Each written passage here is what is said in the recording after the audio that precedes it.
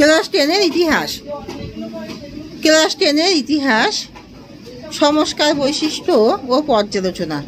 তোমরা সবাই মন দিয়ে শোনো, লেখো, সবাই লাইক অ্যান্ড সাবস্ক্রাইবটা অবশ্যই সবাই দিয়ে দাও। সংবাদ প্রভাকর এর সম্পাদক ছিলেন কে? ঈশ্বর। বামাবধিনী পত্রিকার প্রথম সম্পাদক ছিলেন উমেশচন্দ্র দত্ত। বাংলায় সংবাদপত্রের সূচনা। বাংলায় সংবাদপত্রের সূচনা ঘটায় বেঙ্গল গেজেট। বাংলায় সমাচার, বাংলায় সংবাদপত্রের সূচনা ঘটায় বেঙ্গল গেজেট। গ্রাম বার্তা প্রকাশিকার সম্পাদক ছিলেন Harinath Majumdar. General committee of public instruction বা জনশিক্ষা কমিটি স্থাপিত হয় 1823 খ্রিস্টাব্দে।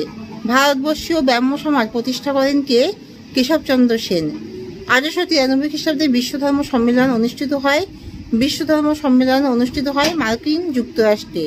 কোন খ্রিস্টান মিশনারি এদেশে ইংরেজি শিক্ষা প্রসারে উল্লেখযোগ্য ভূমিকা নিয়েছিলেন? William Carey. ভারতের প্রথম মহিলা গ্র্যাজুয়েটদের মধ্যে অন্যতম ছিলেন কে? চন্দ্রমুখী বসু। কলকাতা বিশ্ববিদ্যালয়ের প্রখ্যাত বাঙালি উপাচার্য আশুতোষ মুখোপাধ্যায়। ইয়ং বেঙ্গল দলের প্রধান মুখপাত্র ছিলেন পার্থেনন। কলকাতার মেডিকেল কলেজের প্রথম এমডি উপাধি প্রাপক হলেন চন্দ্রকুমার দে। রামমোহন রায় কার কাছ থেকে রাজা উপাধি পেয়েছিলেন? দ্বিতীয় আকবর। দেশীয় ভাষায় সংবাদপত্র আইন চালু হয় 1878 খ্রিস্টাব্দে। দেশীয় ভাষায় সংবাদপত্র আইন চালু করেন লর্ড লিটন। নাট্যাভিনয় নিয়ন্ত্রণ আইন চালু করেন লর্ড নর্থক। ভারতের প্রথম বিশ্ববিদ্যালয় কলকাতা বিশ্ববিদ্যালয়। গ্রাম বার্তা প্রকাশিকা প্রকাশিত হতো কুষ্টিয়া থেকে। ভারতের প্রথম পাশ্চাত্য শিক্ষার সূত্রপাত ঘটে বাংলায়। ব্রাহ্ম সমাজ প্রতিষ্ঠিত হয়েছিল 1878-এ। বাংলায় কোন শতককে নবজাগরণের শতক বলা হয়? 19বিংশ শতককে। ব্রহ্মানন্দবাদী কার ছিল? কেশবচন্দ্র সেন। রামকৃষ্ণ মিশন কবে প্রতিষ্ঠিত হয়? 1897 খ্রিস্টাব্দে। আদি ব্রাহ্ম সমাজের প্রধান নেতা ছিলেন কে? দেবেন্দ্রনাথ ঠাকুর। বামাবধিনী পত্রিকার সম্পাদক ছিলেন কে? উমেশচন্দ্র দত্ত।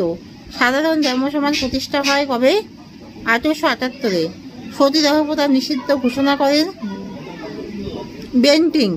বিধবা পুনর্বিবাহ আইন পাশ হয় 1856-তে। ব্রাহ্ম ধর্মের প্রবর্তক হলেন কে? রামমোহন রায়। বর্তমান ভারত রচনা করেন কে? স্বামী বিবেকানন্দ। মিরাত উল আখবার যে ভাষায় প্রকাশিত হতো তা হলো ফার্সি। ব্রাহ্ম সমাজ কটি বিভাগে বিভক্ত হয়? ব্রাহ্ম সমাজ 3টি বিভাগে বিভক্ত হয়। এখানেই শেষ করছি। তোমরা সবাই লাইক আর সাবস্ক্রাইবটা দিয়ে দিও। তোমরা সবাই ভালো করে মন দিয়ে শুনেছো তো? সবাই লিখে রেখেছো তো? সবাই কিন্তু মনে করে সাবস্ক্রাইবটা অবশ্যই দিয়ে দিও।